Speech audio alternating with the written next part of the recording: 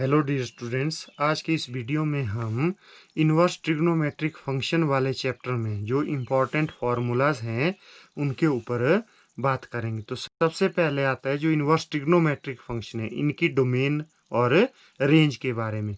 तो इनकी डोमेन क्या होती है, रेंज क्या होती है। जैसे साइन इन्वर्स फंक्शन की डोमेन जो है वो क्लोज्ड इंटरवल -1 to 1 होती है, और इसकी रेंज जो इम्पोर्टेंट है इसमें वो क्लोज्ड इंटरवल -π/2 to π/2 होती है। और इसके बाद आता है कॉसिकेंट इनवर्स फंक्शन, इसकी डोमेन होती है r minus open interval -1 to 1, और इसकी रेंज जो इम्पोर्टेंट है क्लोज्ड इंटरवल -π/2 to π/2 -0। और इसके बाद आता है टेन इनवर्स फंक्शन, इसकी डोमेन है set of all real number, और इसकी रेंज है ओपन इंटरवल -π/2 to π/2। जो साइन इनवर्स फंक्शन है, कॉसिकेंट इनवर्स फंक्शन है, टेन इनवर्स फंक्शन है, इनकी जो रेंज है वो लगभग एक जैसी है। ये फर्स्ट क्वाड्रेंट और फोर्थ क्वाड्रेंट में होती है। अब क्लोज इंटरवल -π/2 to π/2 यदि क्वाड्रेंट में बात करें तो ये कहाँ कहाँ लाई करेगी। तो π/2 क्या हुआ, जब हम एंटी क्लॉकवाइज मूव करेंगे यहाँ से एक्स एक्सिस से तो ये π/2 एंगल हो गया।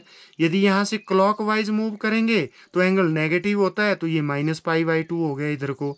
तो ये एरिया जो है ये हो गया क्लोज्ड इंटरवल -π/2 to π/2। जो ये तीन फंक्शन है ट्रिग्नोमेट्रिक, इनकी रेंज जो है वो फर्स्ट और फोर्थ क्वाड्रेंट में होती है।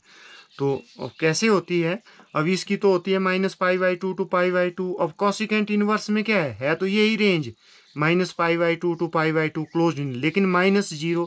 ये -0 क्यों किया हमने यहाँ, क्योंकि जो कॉसिकेंट थीटा होता है वो एक्स एक्सिस के ऊपर यदि एंगल 0 है तो उसके ऊपर वो अनडिफाइंड होता है।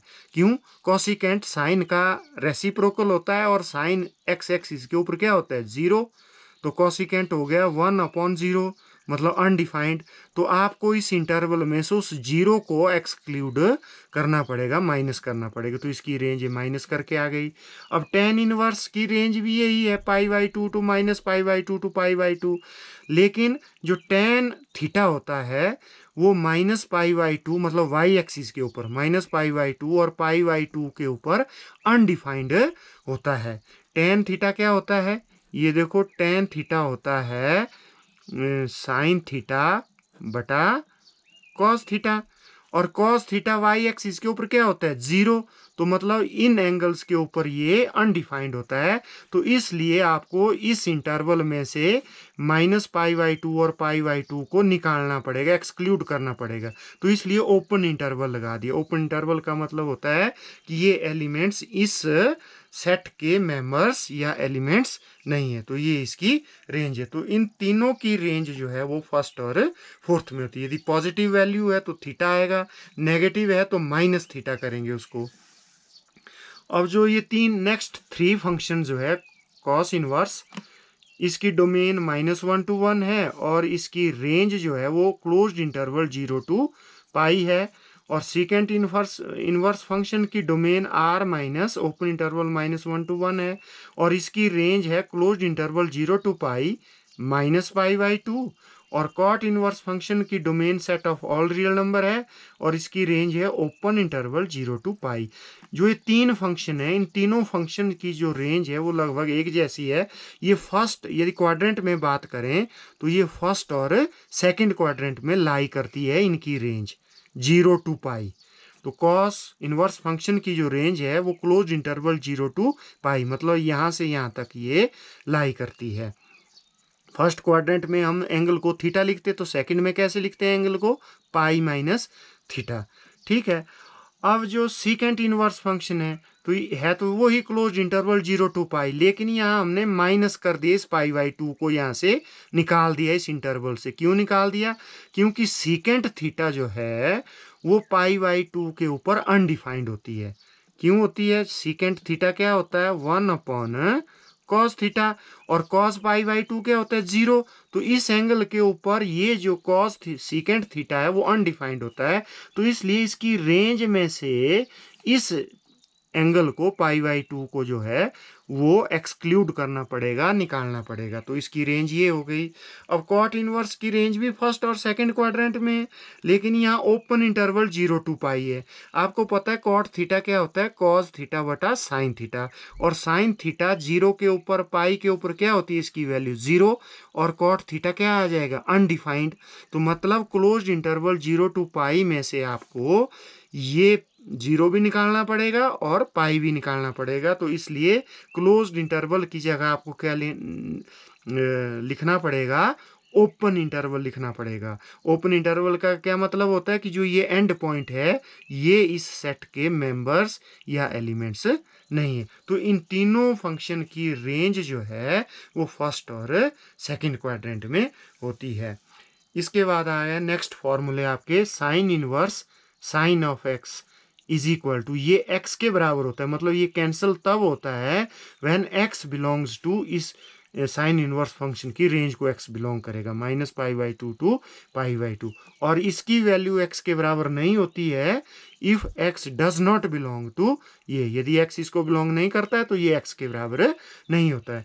तो इसी तरह से sine of sine inverse x x के बराबर होगा if x belongs to close interval -1 to 1, and sin inverse x is not equal to x if x does not belong to closed interval -1 to 1, यदि x इसको belong नहीं करता है तो ये x के बराबर नहीं होगा। तो इसी तरह से cos inverse cos x x के बराबर होगा if this x belongs to, cos inverse की रेंज को यदि बिलोंग करेगा मतलब क्लोज इंटरवल 0 to π, तब ये x को होगा। यदि इसको बिलोंग नहीं करता है तब ये चीज x के बराबर नहीं होगी। इसी तरह से cos इनवर्स x x के बराबर होगा if x belongs to closed interval -1 to 1, मतलब ये cos की रेंज को बिलोंग करता है। यदि ये इसको बिलोंग नहीं करता है तो तब ये इसके बराबर नहीं होगा। तो इसी तरह से tan इनवर्स tan x ये x के बराबर होगा if x belongs to, tan inverse की रेंज को यदि बिलोंग करेगा ओपन इंटरवल -π/2 टू π/2 को, यदि ये इसको बिलोंग नहीं करता है तो तब ये चीज x के बराबर नहीं होती है। तो इसी तरह से cot inverse cot x x के बराबर होता है if x belongs to 0 to π, ये 0 to π को बिलोंग करना चाहिए, and cot inverse cot x जो है इसके बराबर नहीं होगा if x does not belong to 0 to π, यदि इसको ये बिलोंग नहीं करता तो ये इसके बराबर नहीं होता है। तो फॉर्मूला नंबर 13, जैसे साइन इनवर्स 1/x होता है कोसिकेंट इनवर्स x के बराबर, और cos इनवर्स 1/x होता है सीकेंट इनवर्स x के बराबर, tan इनवर्स 1/x होता है cot इनवर्स x के बराबर। क्यों होता है, क्योंकि जो साइन इनवर्स 1/x की डोमेन और रेंज वो कोसिकेंट इनवर्स x की डोमेन और रेंज के बराबर होती है। कैसे, यदि हम इसकी डोमेन निकालें, आपने पढ़ा है जो साइन इनवर्स फंक्शन है उसकी डोमेन क्या होती है, क्लोज इंटरवल -1 to 1, और रेंज होती है क्लोज -π/2 टू π/2। इसकी डोमेन क्या होगी, इसकी डोमेन में जो 1/x है ये किसको बिलोंग करना चाहिए, क्लोज इंटरवल -1 to 1, क्योंकि साइन इनवर्स फंक्शन की डोमेन होती है क्लोज इंटरवल -1 to 1। मतलब इसको मैं इस तरह से भी लिख सकता हूँ 1/x इज ग्रेटर देन और इक्वल टू -1 लेस देन और इक्वल टू 1।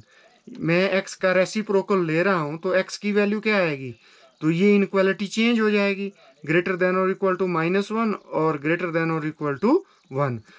मतलब x की वैल्यू ग्रेटर देन और इक्वल टू 1 है या फिर x इज लेस देन और इक्वल टू -1। यदि नंबर लाइन के ऊपर हम इसको ड्रॉ करेंगे तो x इज ग्रेटर देन और इक्वल टू 1, तो ये 1 से इधर को हो गया, और लेस देन और इक्वल टू -1 इधर को हो गया। यहाँ से यहाँ set of all real number होते हैं, तो ये चीज़ क्या हो गई, r में से आपने ये इंटरवल निकाल देना है, ओपन इंटरवल -1 to 1, तो x इसको बिलोंग कर, मतलब इसकी डोमेन आ गई ये, और रेंज क्लोज इंटरवल -π/2 π/2 में से आपको क्या निकालना पड़ेगा, 0। क्यों, ये 1/x है तो x तो 0 के बराबर नहीं होना चाहिए, तो 0 निकालना पड़ेगा यहाँ से।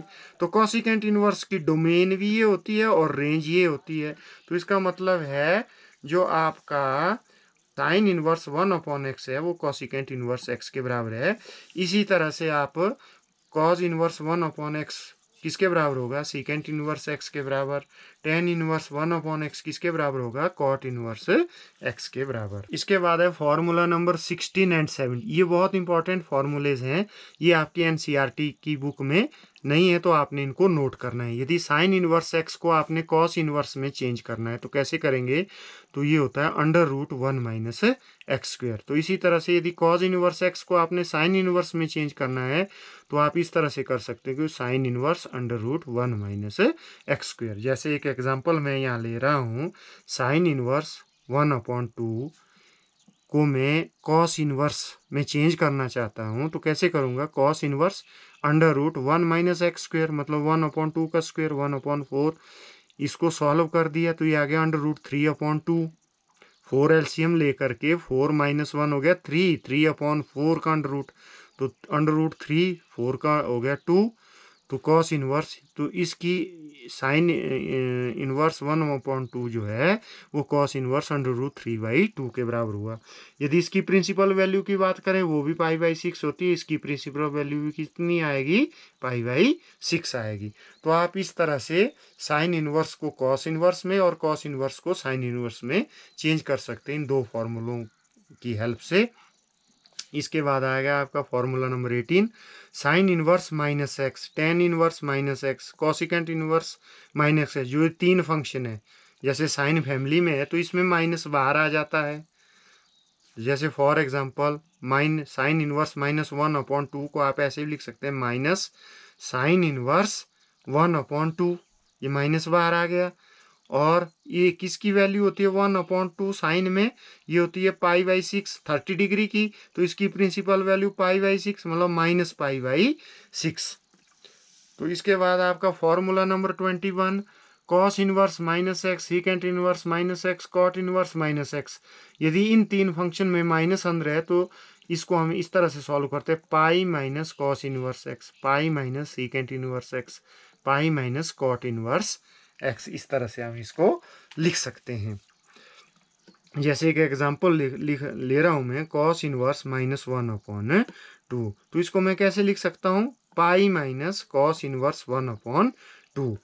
पाई माइनस इसकी वैल्यू कितनी आएगी 1/2, कॉस में किस एंगल की वैल्यू होती है π/3, तो इसकी प्रिंसिपल वैल्यू π/3 हो गया पाई माइनस π/3, ये हो गया 2π/3। तो आप इस तरह से भी इसको सॉल्व कर सकते हैं क्योंकि इसकी रेंज होती है फर्स्ट और सेकंड में, ये नेगेटिव वैल्यू है तो आपको थीटा को सेकंड में लिखना पड़ेगा। थीटा कैसे निकालेंगे, थीटा निकालेंगे कि ये जो नंबर है ये किस एंगल की वैल्यू होती है कॉस में, ये होती है π/3, तो थीटा आ गया π/3। नेगेटिव है तो आपको यहाँ लिखना पड़ेगा, तो पाई माइनस π/3, पाई माइनस π/3, तो ये आ गया आपका 2π/3। तो इस तरह से आप इन फॉर्मूलों को यूज कर सकते हैं। और इसके बाद आएगा फॉर्मूला नंबर 24, ये है sine inverse x plus cos inverse x किसके बराबर होता है, π/2 के बराबर। यदि ये दोनों सेम है, ये नंबर सेम है, तो इसका आंसर आता है π/2। जैसे tan inverse x plus cot inverse x, इसका आंसर भी π/2। पर क्यों, कब होगा π/2, जब ये सेम होगा। यदि यहाँ x है यहाँ y है तब वो π/2 के बराबर नहीं होगा, लेकिन यदि सेम है तो तब इसका आंसर π/2 होगा। Cosecant inverse x plus secant inverse x का भी π/2 आप चेक करके भी दे सकते हैं। जैसे मैं एक एग्जांपल ले रहा हूँ, जैसे sine inverse 1/2 plus cos inverse, क्योंकि इसको सेम रखना है तो 1/2, तो ये किसकी वैल्यू, प्रिंसिपल वैल्यू क्या होती है इसकी π/6, मतलब 1/2 साइन में किस एंगल की वैल्यू होती है π/6 की, 1/2 कॉस में किस में होती है π/3, तो इसकी प्रिंसिपल वैल्यू π/3 है, इसकी π/6 है, दोनों को ऐड करके क्या आएगा π/2। अब एक और एग्जांपल लेते हैं, जैसे sine inverse -√3/2 plus cos inverse -√3/2, क्या इसका आंसर भी π/2 आएगा। अब साइन इनवर्स ये नेगेटिव है तो इसका क्या आएगा माइनस थीटा, फोर्थ क्वाड्रेंट में, इसकी रेंज फोर्थ क्वाड्रेंट में क्या होती है माइनस थीटा, तो थीटा √3/2 किस एंगल की वैल्यू होती है 60 डिग्री, π/3, तो माइनस थीटा मतलब -π/3 प्लस, अब कॉस इनवर्स -√3/2 इसकी रेंज कहाँ होती है, फर्स्ट और सेकंड में। नेगेटिव है तो सेकंड में लिखेंगे, कैसे, पाई माइनस थीटा। तो थीटा कितना आएगा, ये किस एंगल की वैल्यू होती है, 30 डिग्री, पाई/6। तो आप कैसे लिखेंगे सेकंड में, पाई माइनस थीटा, मतलब पाई/6। यदि आप इसको भी सॉल्व करते हैं, आप देख रहे हैं कि इसका आंसर भी पाई/2 आ रहा है। तो यदि ये सेम नंबर है तो इनका आंसर पाई/2 हो। तो ये 3 फॉर्मूलाज बहुत इंपॉर्टेंट है।